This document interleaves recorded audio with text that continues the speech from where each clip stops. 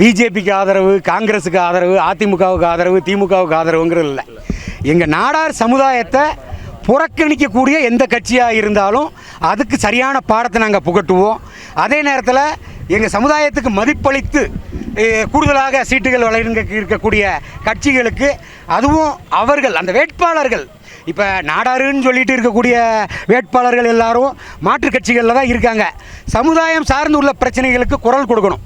அது சட்டமன்றமாக இருந்தாலும் சரி, பாராளுமன்றமாக இருந்தாலும் சரி. எங்கள் நாடார் சமுதாயத்திலே இருக்கக்கூடிய சட்டமன்ற உறுப்பினர்களும் பாராளுமன்ற உறுப்பினர்களும் இந்த குரலை சரிவர கொடுக்கலங்கிறது தான் ஒட்டுமொத்த நாடார் சமுதாயத்தோட வேதனை. இந்த வேதனைகளை இனி வரக்கூடிய காலங்கள்லையும் தயவு செய்து நாடார் சமுதாயம் சார்பாக நிற்கக்கூடிய வேட்பாளர்கள் புரிஞ்சு நடந்துக்கிடலைன்னா அனைத்து கட்சி சார்பாக வரக்கூடிய நாடார் வேட்பாளர்களுக்கே ஒட்டுமொத்த நாடார்களும் பாடம் ஓட்டுவாங்கிறத குறிக்கிறேன். எல்லாருமே நாடார் வேட்பாளர் தான்.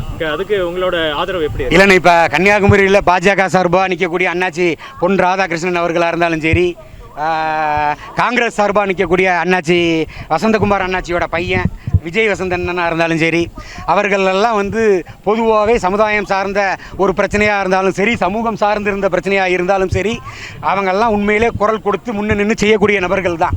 கன்னியாகுமரி தொகுதியில் என்னென்ன பிரச்சனைகள் இருக்குது, அதுக்கு அவங்க 2 பேரும் என்ன வாக்குறுதிகளை கொடுத்துருக்காங்க, அதில் எதை செஞ்சுருக்காங்கங்கிறது தொகுதியில் இருக்கக்கூடிய நாடார் சமுதாய சொந்தங்களுக்கு தெரியும். ஸோ அதில் சமுதாயத்துக்காக குரல் கொடுக்கணும். இந்த வாக்காளர்களில் யார் ஜெயித்தாலும் அவர்கள் சமுதாயத்துக்காக குரல் கொடுக்கணுங்கிறது தான் எங்களோட நிலைப்பாடு. கண்டிப்பாக அவங்க குரல் கொடுக்கணும். கன்னியாகுமரி தொகுதி வாக்காளர்கள் தீர்மானிப்பாங்க நாடார் சமுதாயத்தை சேர்ந்தவங்க அதில் யார் பெஸ்ட்டாக இருப்பாங்க. நாடார்களாக இருந்தால் கூட அதில் யார் பெஸ்ட் அப்படிங்கிறத கண்டிப்பாக பார்ப்பாங்க. தூத்துக்குடியில் திமுக கூட்டணி நாடார் தான். அதாவது வாட்ஸ்அப்பில் உண்மையிலே பரவுது. ஏற்கனவே எங்கள் அண்ணன் ஏற்கனவே எங்கள் அண்ணன் செந்தமிழன் சீமான் அவர்கள் ஏற்கனவே சொல்லிட்டாரு, ஒரு உறுப்பு இந்த மாதிரி நாடாருன்னு சுற்றிக்கிட்டு தெரியுறாங்க. அவர் அந்த அக்கா நாடாருங்கிற மாதிரி இருந்தால் அப்போ ஆட்சியை நடத்திக்கிட்டு இருக்க மாண்புமிகு முதல்வர் நாடார் தானே, அப்போ நாடாரு தான் நாட்டு ஆளுதாங்களா அப்படிங்கிற இதெல்லாம் இருக்கத்தான் செய்யுது இல்லையா? அப்போ நாடார் நாட்டு ஆளுதாமா?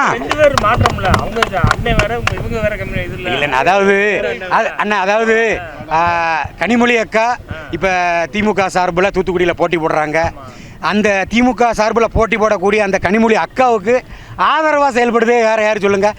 எங்கள் நாடார் அமைச்சர்கள் தான் செயல்படுதாங்க. அந்த அமைச்சர்களுக்கு இந்த சமுதாய உணர்வு வரணுங்கிறது தான். அந்த அமைச்சர்களுக்கு சமுதாய உணர்வு வரணும். இதே அமைச்சர்கள் அங்கே தூத்துக்குடி மாவட்டத்தில் இருக்கக்கூடிய அமைச்சர்களாக இருக்கட்டும், மேயர்களாக இருக்கட்டும், அவங்க இன்னைக்கு இதே கனிமொழி அக்காவை ஜெயிக்க வைக்கிறதுக்கு மாற்று சமுதாயத்தை சார்ந்த சமுதாய தலைவர்களெல்லாம் போய் சந்திக்கிறாங்க, அவங்கள கூப்பிட்டு பிரச்சாரத்துக்கெல்லாம் பயன்படுத்துகிறாங்க. ஆனால் நாடார் சமுதாயம் பாதிக்கப்படும் போது அமைச்சர்கள் கொஞ்சம் நாடார் சமுதாயத்தை கொஞ்சம் கவனம் செலுத்தி பேசியிருந்தா உண்மையிலே அதே கனிமொழி அக்காவுக்கு எங்கள் நாடார் சமுதாயம் ஒர்க் பண்ணுவாங்கல்ல, ஃபீல்டு ஒர்க் பண்ணுவாங்கல்ல, அதை சரியாக செய்யலைங்கிறது தான் எங்களோட வருத்தம்.